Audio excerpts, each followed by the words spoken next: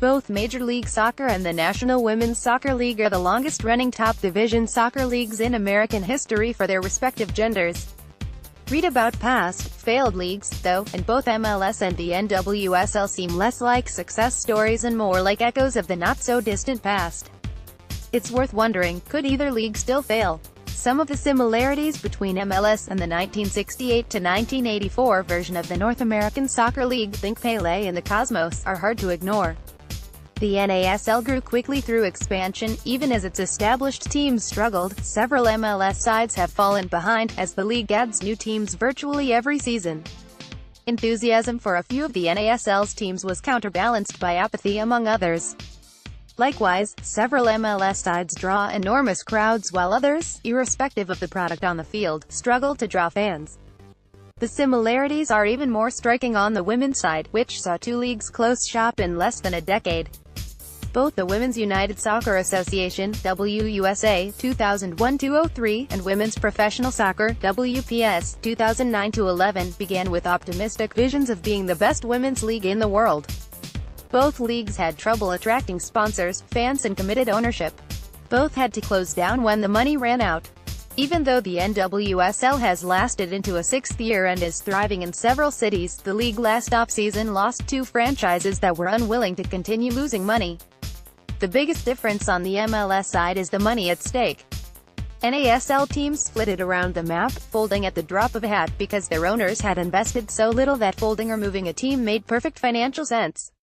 Minnesota Kicks' second, less involved owner famously folded the team over the phone. Today's MLS owners have franchises worth hundreds of millions of dollars and most have soccer-specific stadiums to host the teams, investments too large to let fail. The NWSL, though, is more concerning. Costs are more controlled than the WUSA or WPS, which is a positive. The league also has 5 teams that share ownership with MLS teams, plus the United States and Canadian soccer federations paying salaries for their national team players. Those are helpful backstops to prevent a sudden end to the league. But the NWSL is still struggling to attract major sponsors, and its TV deal, one game of the week on Lifetime, is nothing to get excited about.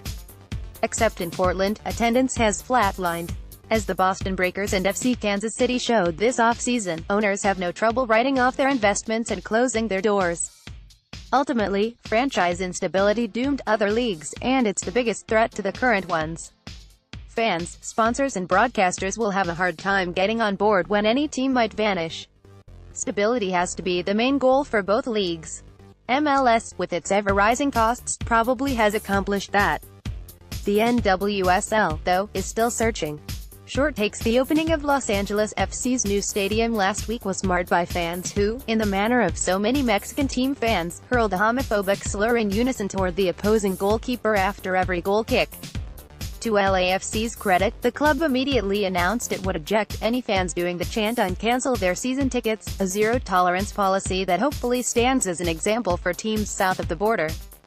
By any measure, it's been a bad season for Arsenal, which capped the ugly run by losing in the Europa League semi-finals this week. How bad? So bad that Paddy Power Betfair, an Irish bookmaking company, blamed its poor quarterly financial results in part on Arsenal losing so many games that discouraged customers simply gave up betting. The relegation battle in the Premier League is heating up, and if you're looking for a dog in the fight, you could do worse than throwing your support behind Huddersfield Town. The newly promoted side is managed by German-American David Wagner, who played for the U.S. men's national team in the late 1990s. The only American manager in the league has his team in 16th place, 3 points out of the relegation zone. Weekend watch at MLS, New York City at New York, 12:55 p.m. Saturday, ESPN. NYC makes the trip for the first of 3 Hudson River derbies this season. Los Angeles vs. LAFC got plenty of press this year as MLS's second crosstown rivalry, but the Cross River rivalry out east has already established itself as one of the marquee MLS games every season. NWSL, Seattle at Portland, 2:30 p.m. Saturday, Lifetime. The natural Pacific Northwest rivalry isn't quite as contentious when it comes to the women's game, but there's still no doubt that Portland's huge crowd will want to see the Thorns put a beating on their neighbors. It should be a showpiece game for a league that's short on close-together teams. Liga MX Morelia at Toluca, noon Sunday, Univision Deportes. Toluca, which won the spring season title in Mexico, had a run of 9 consecutive victories down the stretch. But in the first leg of this playoff quarterfinal, the top seed could register only a 2-2 draw at Morelia. Toluca is favored to go through, but Morelia could spring a shock. La Liga, Real Madrid at Barcelona, 1:45 p.m. Sunday, Fine. The Spanish league might be the best one in Europe, which makes it even more impressive that Barcelona is undefeated so far this year. Barca has the title wrapped up, but the undefeated streak is on the line. Not that El Clasico really needs any extra excitement.